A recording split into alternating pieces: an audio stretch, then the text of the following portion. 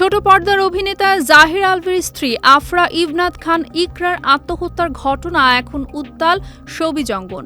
স্ত্রীর মৃত্যুর পর আলভির বিরুদ্ধে নানা অভিযোগ উঠলেও এতদিন তিনি নীরব ছিলেন। তবে সম্প্রতি সেই নীরবতা ভেঙে আত্মপক্ষ সমর্থন করতে গিয়ে উল্টো প্রয়াত স্ত্রীর বিরুদ্ধে গুরুতর কিছু অভিযোগ তুলেছেন এই অভিনেতা।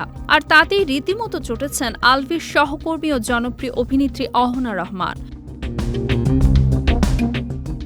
সামাজিক যোগাযোগ মাধ্যমে দেয়া এক পোস্টে আলভিকে উদ্দেশ্য করে কড়া বার্তা দিয়েছেন অহনা। তিনি জানান, মৃত মানুষকে নিয়ে কাদা ছোড়াছুড়ি বন্ধ করা উচিত। অহনা তার পোস্টে লেখেন, একটা মৃত মানুষকে নিয়ে আর কত, সবাই খারাপ, শুধু আপনারা ভালো, এইবার বন্ধ করুন। আত্মহত্যা মহাপাপ, আমরা সবাই জানি, তাই বলে আপনার স্ত্রীকে আর ছোট করবেন না।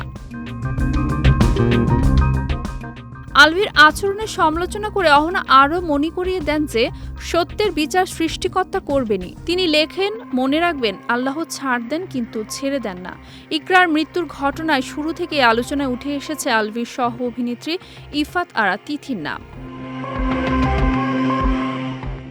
বিষয়টি নিয়ে সামাজিক যোগাযোগ মাধ্যমে ব্যাপক বিতর্ক চলছে। শুরুতে আলভি শোক প্রকাশ করলেও সময়ের ব্যবধানে তার সুর বদলে যায়।